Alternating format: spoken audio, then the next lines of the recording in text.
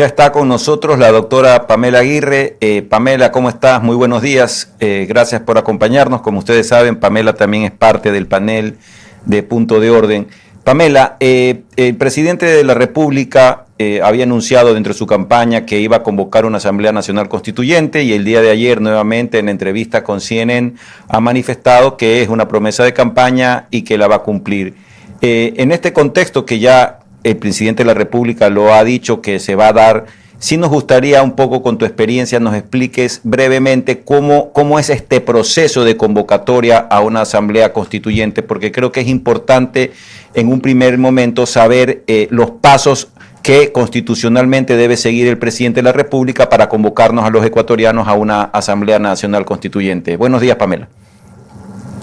Muy buenos días, Andrés, a todas las personas en la cabina y pues muchísimas gracias por siempre tenerme presente aquí en Radio Centro, además de la que considero mi casa. A ver, varias cuestiones y creo que partamos del primer punto. La Constitución prevé el cambio constitucional, de hecho así se denomina en nuestro texto constitucional en el artículo 444.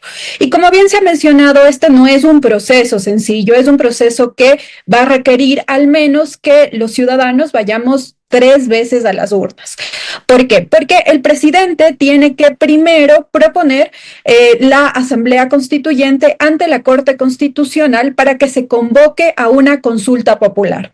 Lo que quiere decir que el presidente tendrá que presentar un escrito en el que justifique por qué es necesario acudir a una asamblea constituyente. Él ya bien ha señalado algunos motivos políticos, inclusive la misma Corte dentro de sus varios dictámenes ha señalado que cuando hay un cambio de circunstancias y es necesario precisamente que esta realidad se ajuste a un nuevo texto, pues básicamente es posible esta asamblea constituyente. Es decir que entonces él tiene que presentar este escrito ante la Corte Constitucional justificando.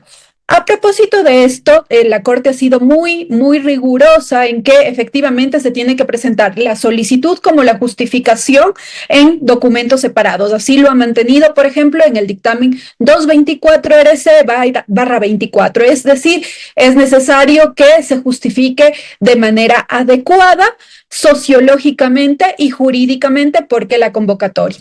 Luego, si es que pasa este control, entonces propiamente se dará ya la convocatoria primero iremos a las urnas, si queremos o no asamblea constituyente. Si mayoritariamente se vota que efectivamente vamos a ir a una asamblea constituyente, entonces iremos por segunda ocasión a las urnas. En esta ocasión, ¿para qué?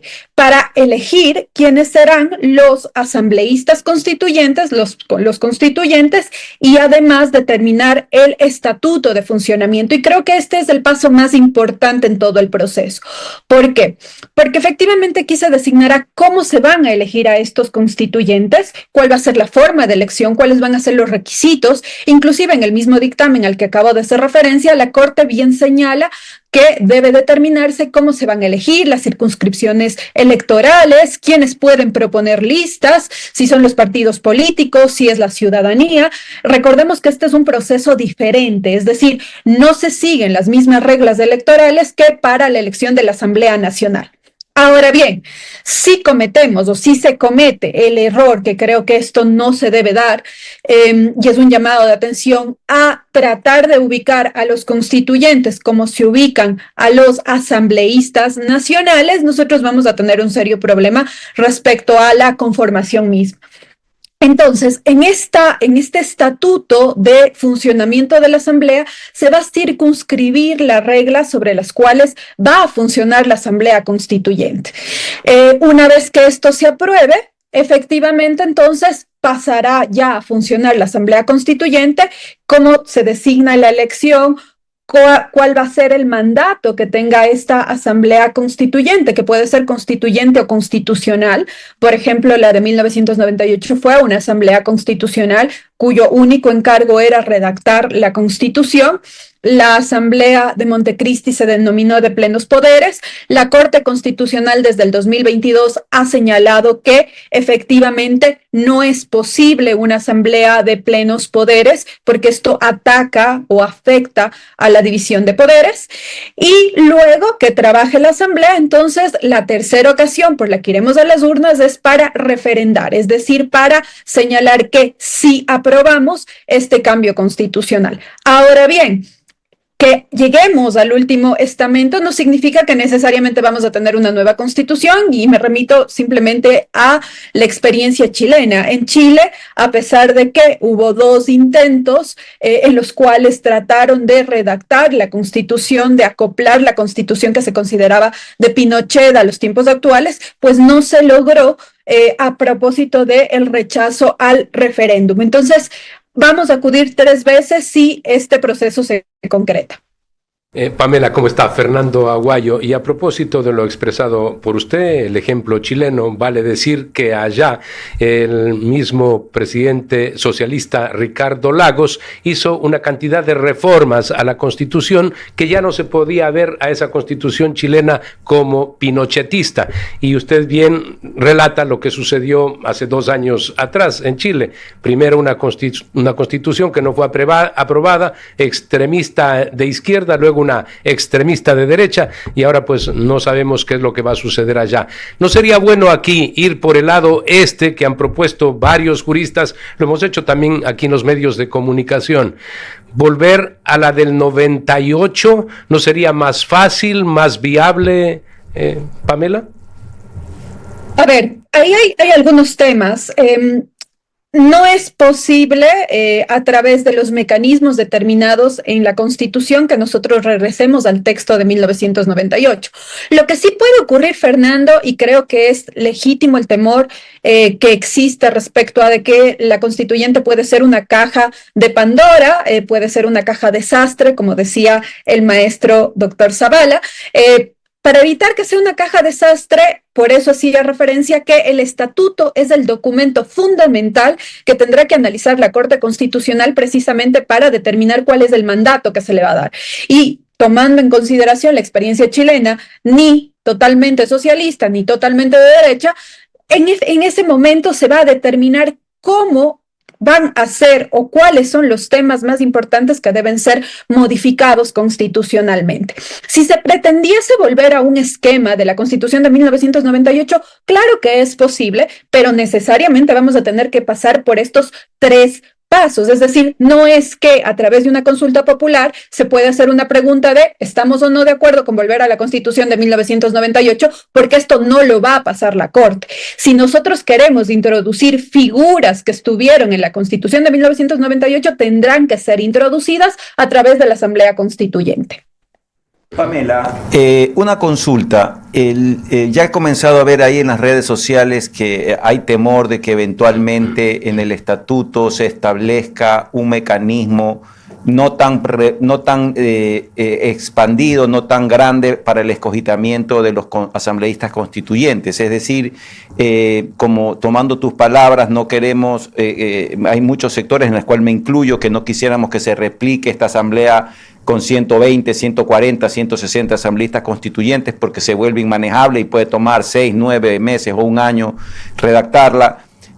¿Tú nos pudieras explicar cómo pudiera ser sin perder pues que todos los sectores estén representados y pues que sea algo democrático? ¿Qué mecanismos tiene el presidente de la República para acortar, si podemos decir de una forma, esta lista de personas que pueden ser parte de la Asamblea Nacional Constituyente? Es decir, ¿el presidente puede hacer un mecanismo un poco más cerrado para elegir a estos asambleístas constituyentes?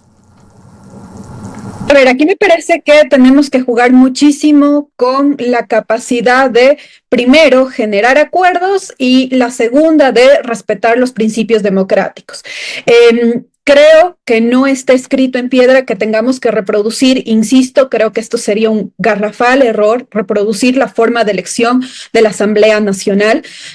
Primero, por la cantidad de asambleístas, comparto contigo, Andrés, 151, para trabajar un texto constitucional con un mandato determinado, me parece que puede ser precisamente una piedra de toque que impida que se pueda desarrollar de manera adecuada.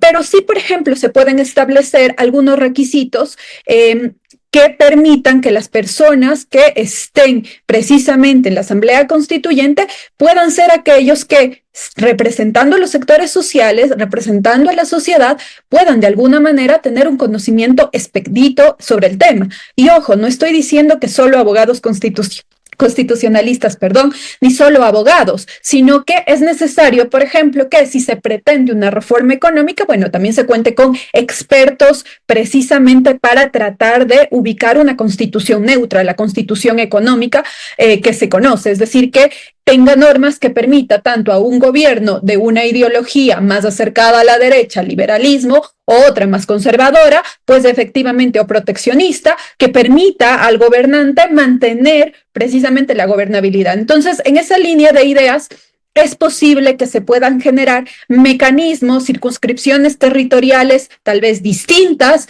efectivamente también las listas, esto es súper importante, fíjense ustedes que la Corte hizo referencia a cómo se va a determinar las listas, que las listas provengan, por ejemplo, entonces, no de partidos políticos, sino de la sociedad. Habrá que buscar mecanismos, me parece que esto es supremamente importante. Y aquí también una cuña, si es que el presidente presenta un estatuto que es avalado por la sociedad también, de alguna manera este proceso va a contar con mayor legitimidad. Entonces, en la conformación del estatuto, que es básicamente este documento que analizará la Corte respecto a cómo va a funcionar la Asamblea Constituyente, tendría que haber un mínimo de consenso y la mayor participación posible, precisamente para que todos puedan sentirse conformes con este proceso. Pamela, muchísimas gracias por tu comparecencia. La verdad que nos quedamos con 5 preguntas aquí en el tintero, pero bueno, tú sabes que el tiempo aquí nos mata, así que estaremos invitándote con frecuencia durante todo este tiempo hasta que se convoque y quisiéramos obviamente escuchar tus consejos siempre acertados. Muchísimas gracias, Pamela. Gracias, Un Pamela. saludo a todos.